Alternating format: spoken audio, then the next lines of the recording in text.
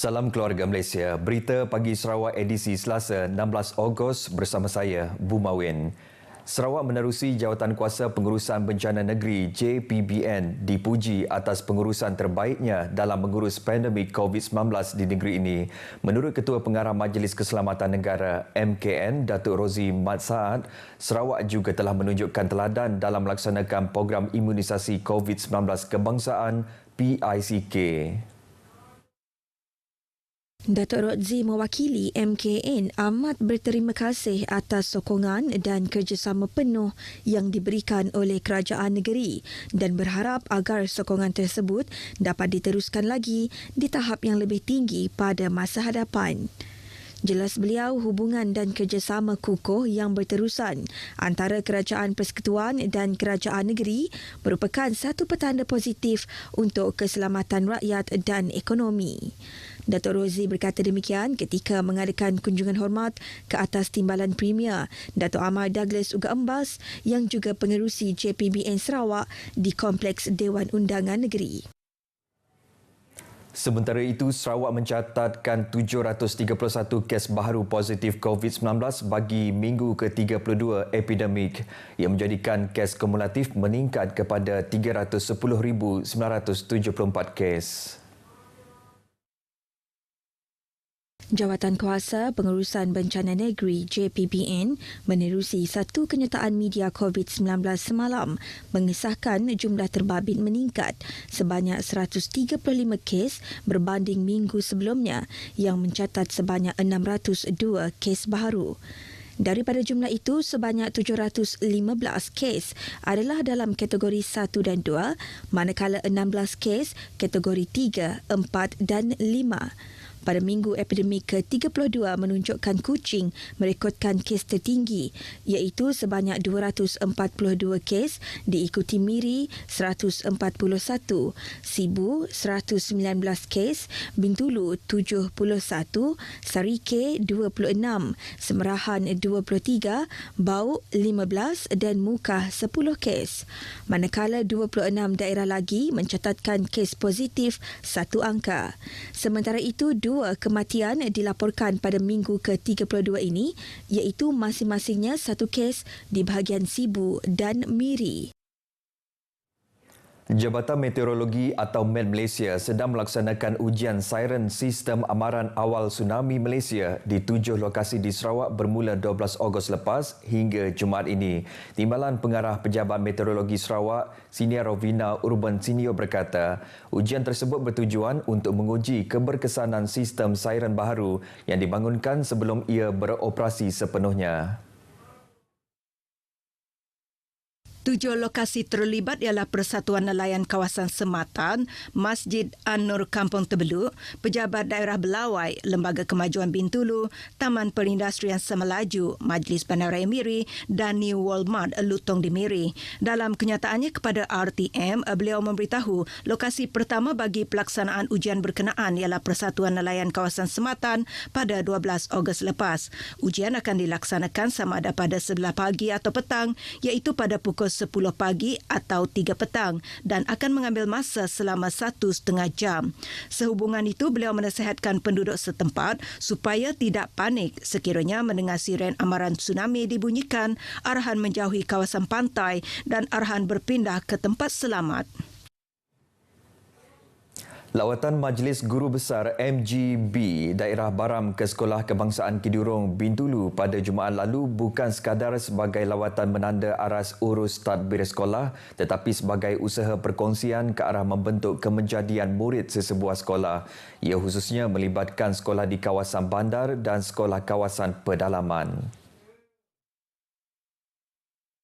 Menurut pengerusi MGB Daerah Baram, Embuang mesan lawatan SK Kidurong selaras dengan hasrat barisan 66 guru besar daerah terbabit mendapatkan maklumat pengurusan dan kemenjadian murid yang dapat menjadi panduan mereka. Benchmarking visit lah satu lawatan menanda aras di mana kami telah dihidangkan lawatan ke sini di sekeliling sekolah itu dan saya amat tertarik dengan apa-apa yang telah dipersembahkan kepada kami tadi. Dan saya menganggap berpendapat bahawa SK Kedurong telah diurus dengan amat cemerlang oleh Cikgu Sintan.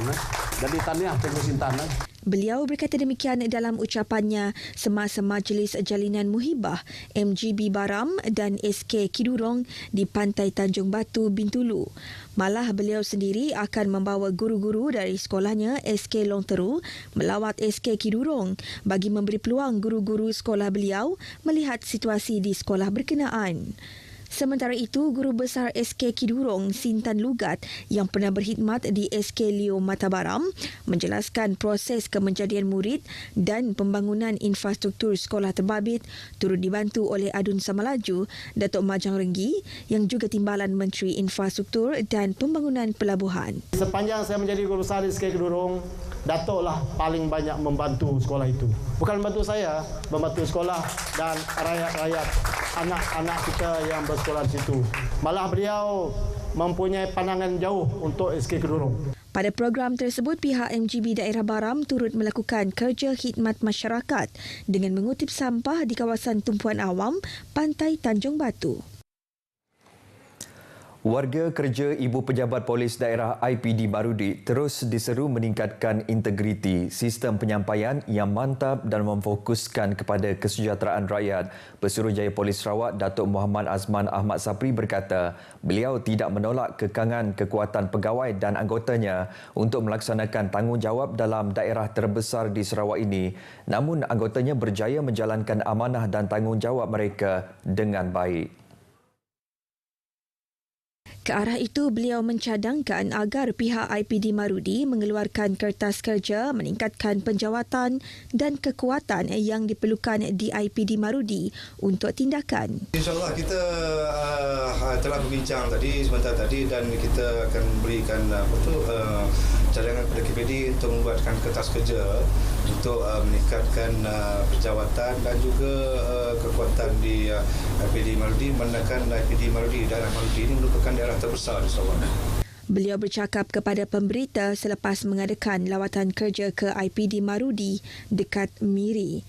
Datuk Muhammad Azman yang dalam lawatan kerja ke 28 IPD itu bertujuan bagi mendengar keperluan warga kerja, masalah yang dihadapi dan isu-isu semasa. Setakat ini, IPD Marudi mempunyai 106 orang pegawai lain-lain pangkat dan anggota. Pada majlis sama turut diadakan penyampaian sijil penghargaan kepada pegawai dan anggota yang berjaya melaksanakan tugas dan amanah mereka dengan baik. Turut hadir Ketua Polis Daerah Marudi, DSP Muhammad Ruslan Matkib. Seramai 7 lelaki ditahan kerana terlibat dalam aktiviti penyalahgunaan dadah dalam serbuan polis ke atas 2 buah bistro di Kuching pada Ahad lepas. Ketua Polis Daerah Kuching SCP Ashmon Bajah dalam kenyataannya memaklumkan mereka merupakan antara 43 individu yang telah diperiksa dan menjalani saringan awal air kencing semasa serbuan berkenaan. Kesemua individu berkenaan disiasat di bawah Seksyen 15-1-A Akta Dadah Berbahaya 1952. Jika disabitkan kesalahan, boleh dihukum denda tidak lebih daripada RM5,000 atau hukum penjara tidak lebih 2 tahun. Menurut beliau, pemeriksaan ke atas 43 individu dalam 2 serbuan terbabit melibatkan lingkungan umur 19 hingga 51 tahun. Menubuhkan lebih banyak kelab bagi sukan tinju salah satu langkah yang dilihat mampu membangunkan sukan tersebut di negeri ini dan pada masa sama membantu melahirkan lebih ramai bakat-bakat baru dalam sukan tinju. Usaha tersebut memerlukan komitmen penggiat sukan, pihak pentadbir maupun wakil-wakil rakyat untuk menubuhkan kelab tinju sekurang-kurangnya di setiap bahagian. Presiden Persatuan Tinju Negeri Sarawak, Sabah, Datuk Rahman Lariwo berkata, usaha itu juga akan menyediakan ruang latihan kepada anak-anak muda. Ketika ini katanya, persatuan itu mempunyai 13 pusat latihan tinju seluruh negeri. Jelas beliau, persatuan turut menekankan aspek tenaga jurulatih dengan klinik kejurulatihan tinju akan diadakan dari semasa ke semasa bagi menambah bilangan jurulatih sedia ada. Ia selari harapan agar sukan tinju lebih diminati para belia dan golongan remaja. Mengenai keupayaan Sarawak dalam melahirkan para petinju profesional, Datuk Rahman berbangga negeri ini sudah ada petinju yang digeruni. Selain daripada McDellon, kita ada 2 lagi petinju harapan, iaitu yang berasal daripada Seratok, iaitu Cambai.